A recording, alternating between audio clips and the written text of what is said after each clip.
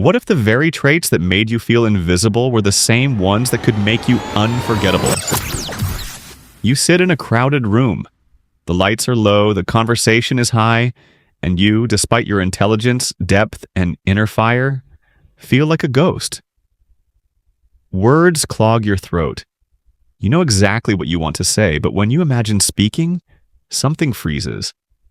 The crowd moves like a river, and you're a stone beneath it, unmoved, unheard.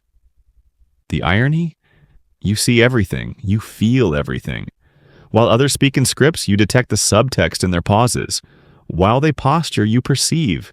You've built cathedrals in your mind, written unspoken treatises on life, yet still walk through the world with a silent tongue.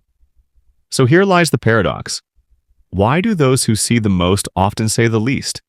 And more importantly, can one wield confidence not by discarding their introversion, but by weaponizing it? This is not about turning into someone else. It's about becoming who you really are, without apology, without dilution, without the desperate mask of forced extroversion. Welcome to the darker, more powerful road, the path of dark confidence. Let's dismantle the delusions. Bright confidence is what society feeds you. The influencer smile, the boisterous laugh, the firm handshake, the relentless eye contact. You've been told these are the signs of a confident person. Loud, charismatic, omnipresent. But what if those displays were just armor? What if that brightness concealed a desperate need for validation? True confidence doesn't need to shout. It doesn't need to impress. It doesn't even need to be seen. Dark confidence is what remains when the need to perform dies. It is silent. It is still. It is carved in solitude and tempered by internal fire. While bright confidence basks in the spotlight, dark confidence is the spotlight. It doesn't wait to be invited. It's already here, watching, deciding, calculating. Imagine your mind as a deep chamber, rarely visited by others. It is a place few understand, and even fewer can enter. There is silence here, yes, but also intensity. Not the flamboyant heat of a sunlit flame, but the slow burn of subterranean magma. You don't need constant attention. You don't want meaningless talk. You're not interested in being the life of the party. And yet, you yearn to be respected, understood, heard, not just by others, but by yourself. That yearning is not weakness. It is a signal. In that chamber of your mind, confidence already exists. It's just not loud. It's waiting to be summoned in a form that aligns with who you are, not who the world says you should be. Dark confidence is the language of the shadow self, the version of you that doesn't beg, but commands. That doesn't interrupt to be noticed, but pauses to be obeyed. It's not fake it till you make it. It's remember who you are. Think of this. Why are people afraid of silence? Because silence is a mirror. In silence, their performance ends, the roles dissolve, and suddenly they face themselves, bare, twitching, exposed. This is why most people fill silence with noise, to avoid meeting their own eyes. But you're at home in silence. That's where your power brews. Let me tell you a truth few will admit. Powerful people do not fear silence. They command it. The true alpha in the room is often the quietest, not out of timidity, but because they don't need to perform. Their presence disturbs the atmosphere. Dark confidence begins when you stop resisting your silence and start wielding it. You don't fill every pause, you speak rarely, but when you do, people listen.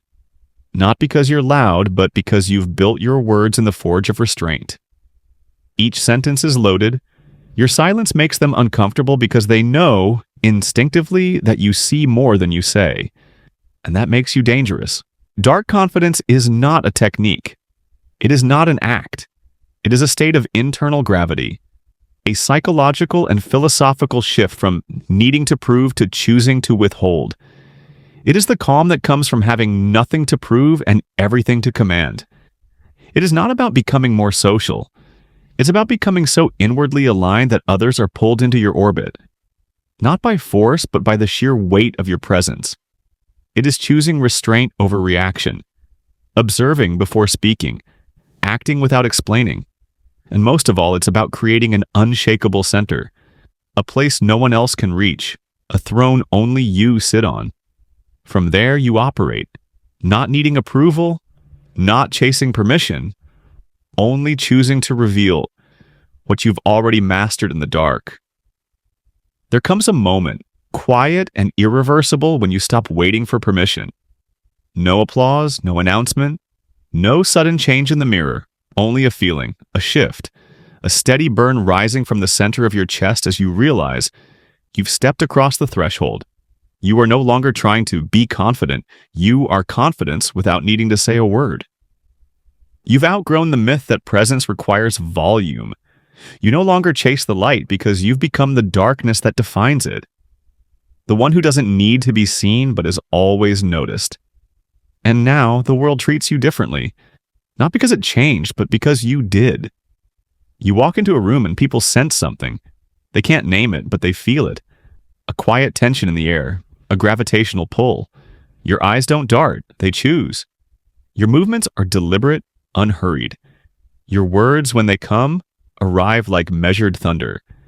People mistake this for arrogance. It is not. It is sovereignty, the kind of quiet power that doesn't collapse under scrutiny. You no longer over-explain. You no longer soften your edges to make others comfortable. You no longer trade truth for likability. You say less because you mean more.